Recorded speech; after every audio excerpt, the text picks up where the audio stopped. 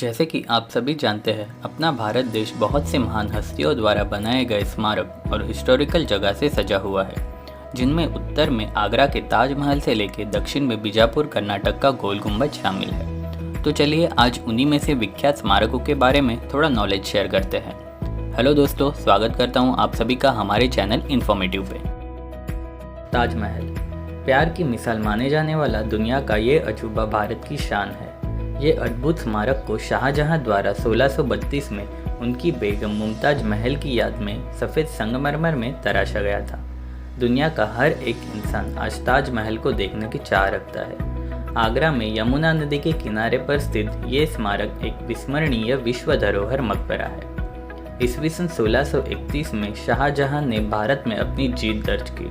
उसके कुछ ही समय बाद उनकी प्रिय बेगम मुमताज महल अपने 14वें बेटे को जन्म देते हुए गुजर गई। उसी की याद में सन 1632 में ताजमहल निर्माण का आगाज हुआ। मकबरे का निर्माण अनिवार्य रूप से 1643 में पूरा किया गया था, लेकिन परियोजना के अन्य चरणों में काम 10 वर्षों तक जारी रहा। ताजमहल मुगल वास्तुकला का उत्कृष्ट नमूना है। इसकी वास्तुशैली फारसी, तुर्क, भारतीय और इस्लामी वास्तुकला के घटकों का अनोखा सम्मिलन है। ताजमहल इमारत समूह की संरचना की खास बात है कि यह पूरी तरह से सिमेट्रिक है, जिसको बनाने के लिए 20,000 से भी ज़्यादा कारीगरों को रोजगार दिया गया। उस्ताद अहमद लाहौरी को इसका प्रधान रूपांकन कर्ता माना जाता है।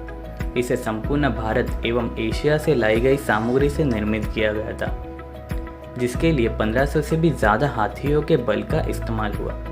मकबरा 17 हेक्टेयर परिसर का केंद्र बिंदु है, जिसमें एक मस्जिद और एक गेस्ट हाउस शामिल है और इसके तीनों तरफ उद्यान है। मकबरे एवं मुख्य द्वार के मध्य में बने तालाब में ताजमहल का प्रतिबिंब दृश्य होता है, जो इसकी सुंदरता को चार चांद लगाता है। ताजमहल सालाना 7 से 8 मिलियन आगंतुकों को आकर्षित करता है। एक पुरानी कथा के अनुसार शाहजहां की इच्छा थी कि यमुना के उस पार भी ऐसा ही किंतु काला ताजमहल निर्मित हो, जिसमें उनकी कब्र बने। ऐसे भी कहा जाता है कि शाहजहां ने उन कारीगरों के हाथ काट दिए या उन्हें मरवा दिया था जिन्होंने ताजमहल का निर्माण कराया था, परंतु इसके लिए पूर्ण साक्ष्य उपलब्ध नहीं है। हवा महल राजस्थान में पिंक सिटी के नाम से जाने जाने वाले जयपुर शहर के बीचों बीच बना हवा महल, जो अपनी सुंदरता और अनोखी डिज़ाइन की वजह से सबको आकर्षित करता है। इसे सन 1799 में महाराजा सवाई प्रताप सिंह ने वास्तुकार लालचंद उस्ताद द्वारा किसी राजमुकुट की तरह डिज़ाइन किया था। हवा महल राजपूतों की शाही विरासत, वास्तुकला और संस्कृति के अद्भुत मिश्रण का प्रतीक है। कई झरोखे और खिड़कियां होने के कारण हवा महल को पैलेस ऑफ विंड्स भी कहा जाता है। ये 5 मंजिला स्मारक की ऊंचाई अपने मुख्य आधार से 50 फीट है। भगवान श्री कृष्ण के मुकुट जैसी इस 5 मंजिला इमारत में 953 झरोखे हैं, जो मधुमक्खियों की छत्ते से मिलते जुलते हैं, जो राजपूतों की समृद्ध विरासत का एहसास भी कराते हैं। इन खिड़कियों को महल में ताज़ी हवा के प्रवेश के लिए बनवाया गया था। गर्मी के दिनों में राहत पाने के लिए हवा महल राजपूतों का खास ठिकाना था, क्योंकि झरोखों में से आने वाली ठंडी हवा पूरी इमारत को ठंडा रखती थी। हवा महल की खास बात यह है कि यह दुनिया में किसी भी नींव के बिना बनी सबसे ऊंची इमारत है। यह कई साइंटिस्ट के लिए रिसर्च का विषय भी बन चुका है। यह राजसी महल लाल और गुलाबी बलुआ पत्थर से सिटी पैलेस के किनारे बना हुआ है। महल बनाने का मुख्य कारण यह बताया जाता है कि उस वक्त महिलाएं पर्दा प्रथा का पालन करती थी और दैनंदिन कार्यक्रमों की एक झलक पाने के लिए सार्वजनिक रूप से सामने आने से बचती थी। तब यही महिलाएं इन खिड़कियों से महल के नीचे सड़कों के समारोह व गलियारों में होने वाली रोज की जिंदगी की गतिविधियों का अवलोकन करती थी। कुतुब मीनार कुतुब मीनार भारत में दक्षिण दिल्ली शहर के महरौली भाग में स्थित ईंट से बनी विश्व की सबसे ऊंची मीनार है, जिसकी ऊंचाई 72.5 मीटर और डायमीटर 14.3 मीटर है, जो ऊपर जाकर शिखर पर 2.75 मीटर हो जाता है। इसमें 379 सीढ़ियाँ हैं। मीनार के चारों ओर बने अहाते में भारतीय कला के कई उत्कृष्ट नमूने हैं, जिसमें से अनेक इसके निर्माण काल सन 1192 के हैं।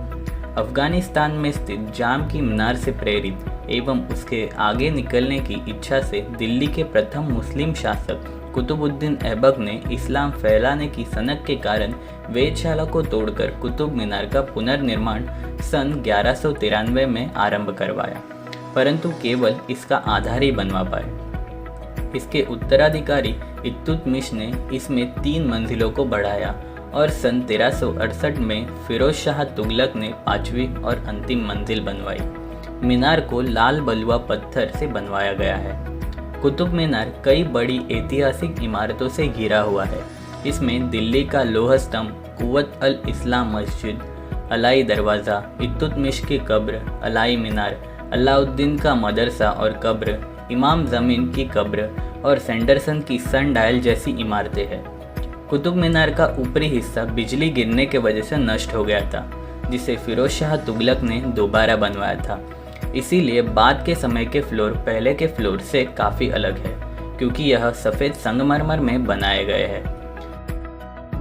सांची स्तूप। ये ऐतिहासिक स्तूप का निर्माण मौर्य सम्राट अशोक द्वारा 3री शताब्दी में किया गया था। इसके निर्माण का कार्य राजा ने अपनी पत्नी सख्या कुमारी को दिया था।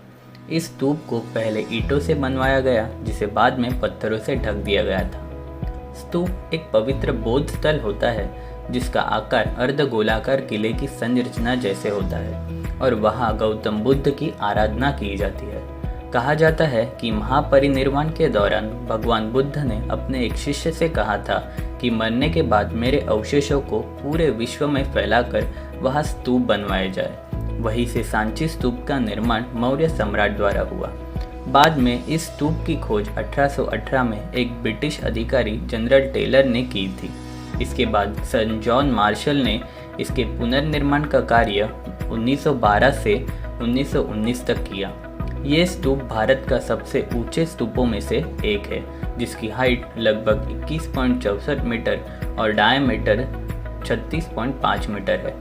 इस स्तूप में 4 द्वार है, जिसके ऊपर गौतम बुद्ध के जीवन से लेकर परिनिर्वाण की कथाएं चित्रित की गई है। सांची के इस स्तूप में बड़े मात्रा में ब्राह्मी लिपि में लिखे गए शिलालेख पाए गए हैं। यह स्थल बुद्ध धर्म के महत्वपूर्ण केंद्रों में से एक बनाया गया है, जिसे केवल भारतीय लोगों ही द्वारा नहीं तो दुनिया भर के लोगों के द्वारा भी पूजा जाता है।